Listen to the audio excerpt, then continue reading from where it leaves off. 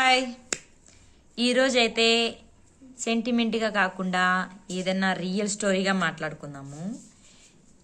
నువ్వు గన మంచోడివి గన ఉంటే తొందరగా ఆ నిర్ణయం అనేది మార్చుకోవాలి. లేకుంటే ఈ సమాజము నిన్ను తొక్కి తొక్కి తొక్కి పడేస్తుంది తెలుసా. ఎవడైతే ఏళ్ళు చూపిస్తాడో వాళ్ళ ఏళ్ళు తెగనరికేలాగా నువ్వు ఉంటేనే బతకగలుగుతావు తెలుసా. అలా ఉంటేనే నువ్వు బతకగలుగుతావు.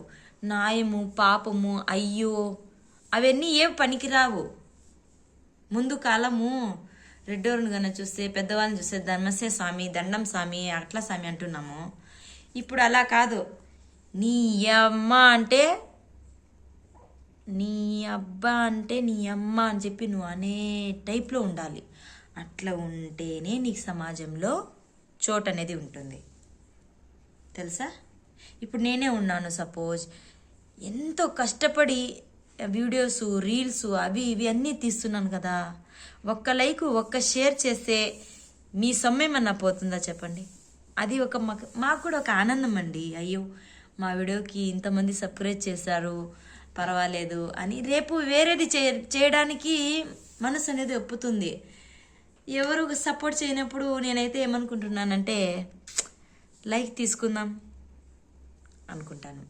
నేను ఒక మాట చెప్తున్నాను, ఎప్పుడు భయపడి బతికే కన్నా ఒక్కరోజు చచ్చిపోయినా కూడా పర్వాలేదు. ఎదిరించగలగవాడే మగవాడు. ఇది మట్టుకు అర్థం చేసుకోండి మీరు. నిజంగా వాళ్ళేదో చెప్తున్నారు, వీళ్ళేదో పెద్దగా ఉన్నారు, వాళ్ళు ఏదో అయిపోయారు, మనం ఏం కాలేదు, ఆ విషయాలు మట్టుకు ఎప్పుడు మీరు పట్టించుకోకండి. మీరు మీ లైఫ్ మీరు హ్యాపీగా బతకండి. ఈ ప్రపంచం ఇప్పుడు అలాగే ఉంది. డబ్బుతోనే పని, డబ్బుతోనే ఇది. మీకు మైండ్ చేసే వాళ్ళు ఉంటే వాళ్ళతోనే మీరు ఫ్రెండ్షిప్ చేయండి. మీకు కేర్ చేయని వాళ్ళతో మీకేం పని. మీరు కేర్ చేయని వాళ్ళ దగ్గర మీరు వెళ్ళినా కూడా మీకు చాలా చాలా చీప్గా అయితే చూస్తారు. అలాంటి పరిస్థితి మటుకు రాకూడదు సరేనా. ఏ పోరాటమైనా పిడికిలి బిగించి చెయ్యాలి. చేసినప్పుడే నువ్వు మగాడివి ఓకేనా.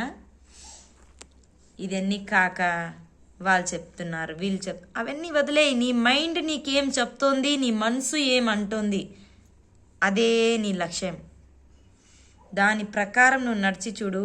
నీ భవిష్యత్తు బాగా కాకుండా ఉంటే మళ్ళీ చెప్పు, నేను చెప్తాను.